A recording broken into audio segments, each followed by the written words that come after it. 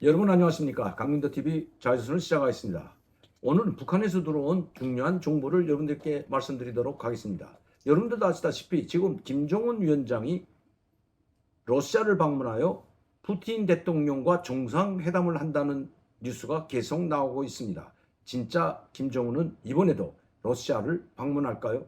그러면 이번에도 김정은은 바로 지난 4년 전에 푸틴 대통령을 만났던 원동 연방종합대학 총사에서 만날 것으로 예측하고 있습니다. 그럼 왜 울라디보스토크에 와서는 다른 호텔도 아니고 회의 장소도 아닌 컨벤션 센터나 이런 곳이 아닌 왜 원동 연방종합대학에서 이렇게 푸틴 대통령을 만날까요? 그 원동 연방종합대학이 건물도 크고 규모도 크고 거기에는 컨벤션 센터도 있을 뿐만 아니라 현대적으로 대규모적으로 상당히 큰 규모의 대학입니다. 그뿐만 아니라 울라디보스토크 이 시내에서는 원동 연방종합대학만큼 정상회담 할 수 있는 장소가 없다는 것입니다. 저도 거기 가보았지만 가장 큰 호텔이 현대호텔이라고 있는 그 호텔이 가장 큰 호텔인데 규모도 베트수도 상당히 작습니다.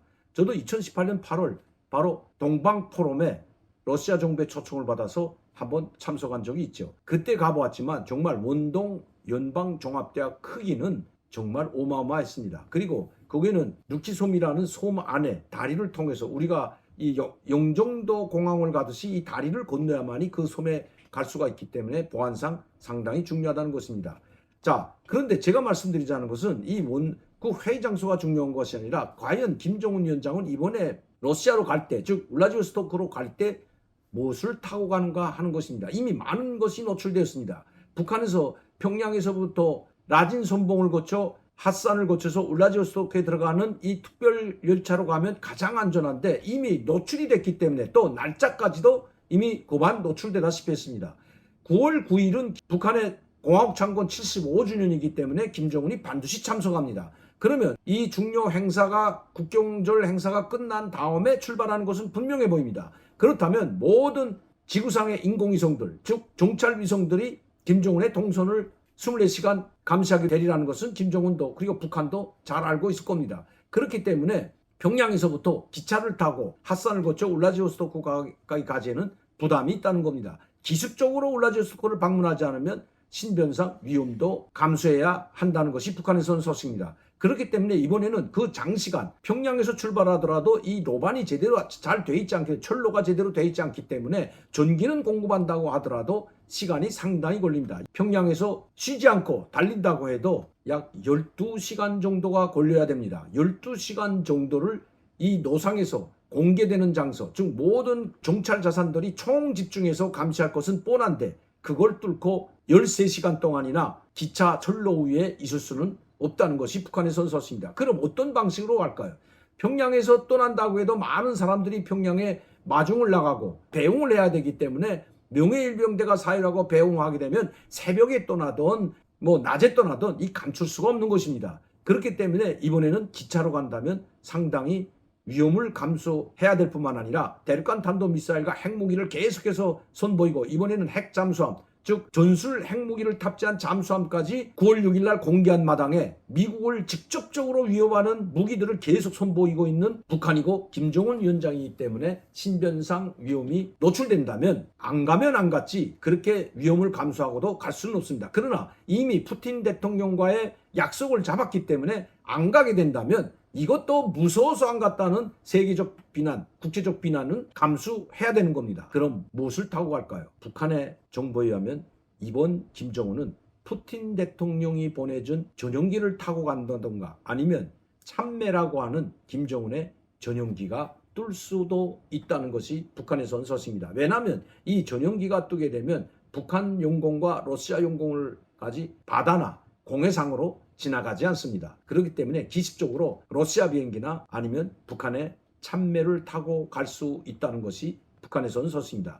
또 다른 방법으로는 삼지연 특각에 가 있다가 그 삼지연 특각에서 기차를 타고 라진 선봉을 거쳐 핫산으로 들어가는 이 두 노선을 지금 검토하고 있다는 것이 북한에서는 소식입니다. 이거 상당히 중요한 정보이기 때문에 우리 정보 당국이나 국방부 그리고 미군도 중요시해가지고 김정은이 삼지연에 갔다가 그 삼지연에서 기차를 타고 가든지 아니면 승용차로 갈 수도 있기 때문에 이 노선을 지켜봐야 된다는 것입니다. 러시아 비행기가 순환 비행장에 도착하게 된다면 이것도 또 인공위성을 통해서 포착이 되고 만에 하나 이 프리고진 비행기가 공중에서 폭발하듯이 어떤 상황이 벌어질지 모르기 때문에 이것도 좋은 방법이지만 선택할 것 같지 않습니다. 북한에서 이야기하는 대로 삼지연에서부터 기차를 타고 가든지 벤츠 승용차로 낮은 선봉을 거쳐 핫산으로 들어가게 될 것이라는 것이 북한에서 온 소식입니다. 4년 전 김정은의 모습 어떤 방식으로 갔는지 한번 여러분들께 보내드리도록 하겠습니다. 아마 참고가 될 것으로 보여집니다. 자, 여러분들이 보시는 이 사진이 4월 24일 조선노동당 위원장이며 조선민주공화국 국무위원회 위원장인 조선민주주의공화국 최고사령관 김정은이 러시아 연방을 방문하기 위하여 출발하였다. 2019년 4월 24일 새벽에 출발했는데 여기는 이용호, 그때 당시는 이용호가 외무상이고 그 국제 담당 비서였던 이수용을 비롯해서 모든 사람들이 다 마중을 나왔죠. 그리고 최선희 제1부상과 함께 러시아로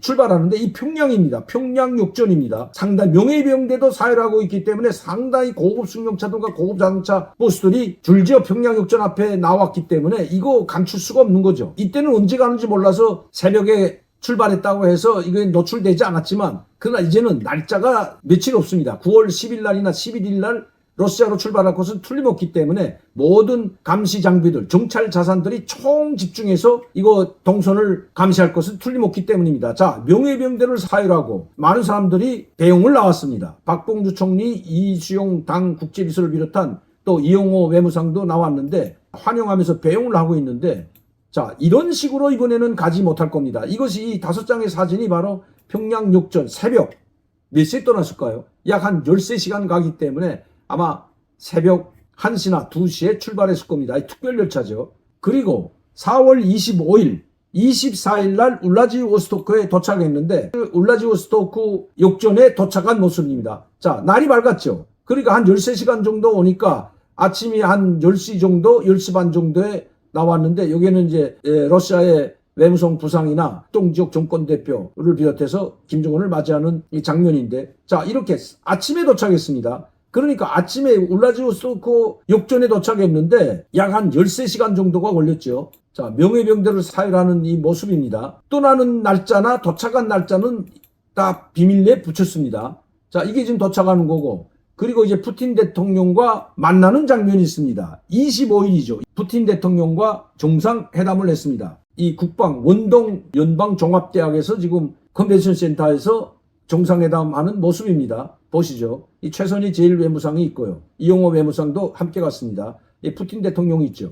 이렇게 만나고 문제는 뭘 토론했냐? 쌍방은 조로 정부 간 무역, 경제 및 과학기술협조위원회의 사업을 더욱 활성화하며 두 나라 사이의 호혜적인 경제무역 관계를 보다 높은 단계에 올려세우기 위하여 여러 분야들에서 적극적인 대책들을 세워나가기로 했다. 여기는 국방 문제나 군수공업 문제, 대륙간 탄도미사일, 정찰위성과 같은 이런 국방 문제와 관련된 협력 관계는 전혀 언급되지 않았습니다. 그러나 이번에 김정은 푸틴 대통령을 만난다면 러시아 쇼이구 국방장관이 이야기했듯이 바로 국방 분야에서 협력을 강화하기 위해서 이번에 만나러 간다는 것입니다. 특히 북한과 러시아의 군사훈련까지도 못할 리가 없다고 노골적으로 이야기하고 있습니다. 국방 분야에서의 협력, 이건 그야말로 북한에는 사건일 뿐만 아니라 커다란 성과로 될 것입니다. 지금까지 북한의 대륙간 탄도미사일이나 중단거리 미사일도 그 명중률이나 정밀도에 있어서 상당히 떨어진 것도 사실입니다.